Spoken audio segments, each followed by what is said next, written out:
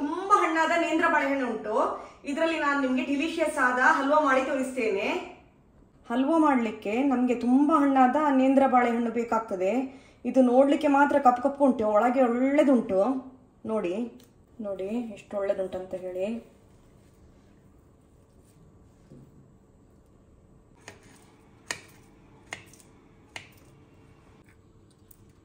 ಇದನ್ನೀಗ ಮಿಕ್ಸಿಯಲ್ಲಿ ಸ್ಮೂತ್ ಆಗಿ ಗ್ರೈಂಡ್ ಮಾಡ್ಲಿಕ್ಕೆ ಉಂಟು. ಇದು 5 ನೇಂದ್ರ ಬಾಳೆಹಣ್ಣಿನ ಹೋಳುಗಳು. ಗ್ರೈಂಡ್ ಮಾಡಿ ತರ್ತೇನೆ ನಾನು.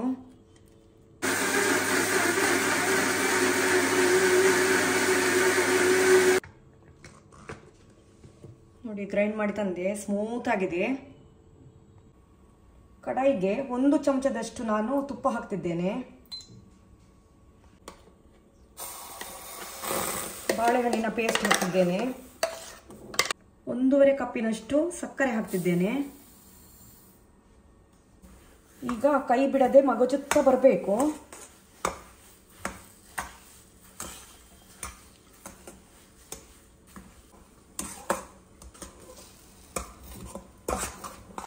ಕೈ ಬಿಡ್ಲೇಬಾರ್ದು, ನೀವು ಮಗುಚುತ್ತಾ ಇರಬೇಕು.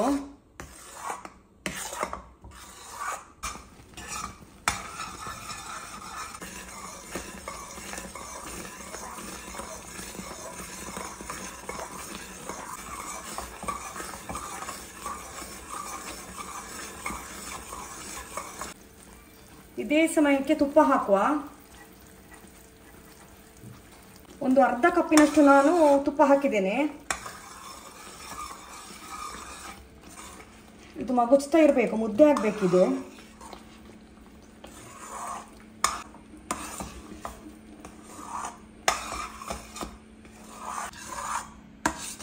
ಆಗ್ತಾ ಬಂತು ಇದು.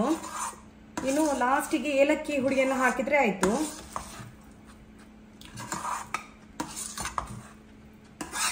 ಏಲಕ್ಕಿ ಹುಡಿಯನ್ನು ಹಾಕ್ತಿದ್ದೇನೆ ನಾನು. ಮಿಕ್ಸ್ ಮಾಡುವ. ಸೂಪರ್ ಆಗಿ ಬಂದಿದೆ ನಮ್ಮ ಹಲ್ವಾ.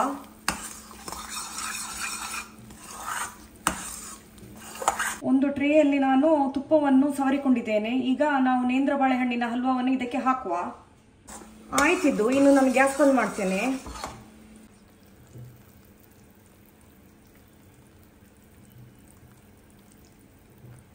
ಸಟ್ಟುಗಕ್ಕೆ ನಾನು ಸ್ವಲ್ಪ ತುಪ್ಪ ಸವರಿಕೊಳ್ತಿದ್ದೇನೆ. ಸಮತಟ್ಟು ಮಾಡುವ.